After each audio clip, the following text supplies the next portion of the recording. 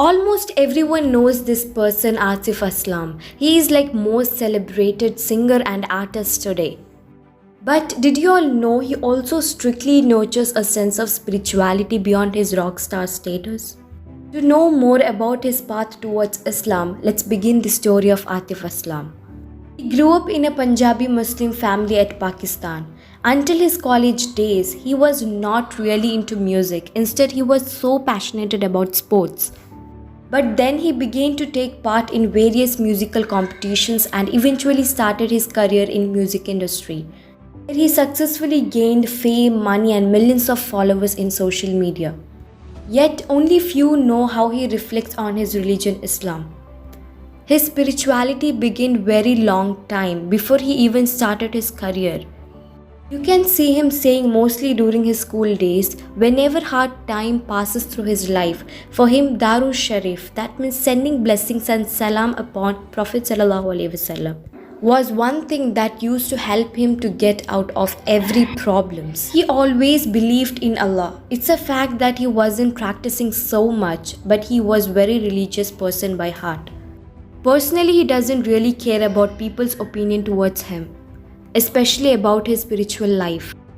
People can think whatever they want, it doesn't really matter. After a long way of taking part in music industry, he recently shed light by performing Asmaul Husna, that is 99 names of Allah, because he inwardly felt like Allah really wanted him to do it.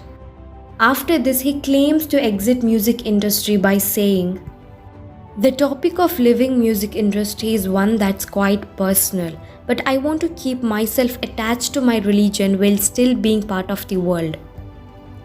I won't say I will be giving up on music entirely, but I want to highlight important aspects of religion like 99 names of Allah.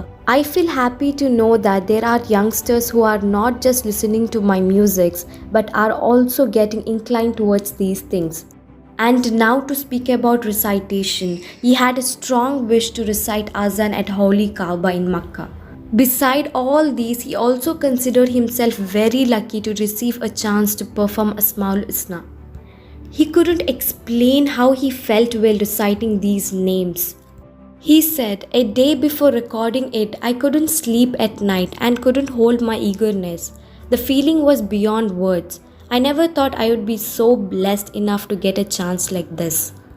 Now he is 37 years old who is badly trying to improve his spiritual life for the sake of Allah. We all know what's in our past, but only Allah knows what's in our future. So never lose hope and keep trying to improve yourself. No matter what, love for Allah is always beyond the words. So, what's your choice?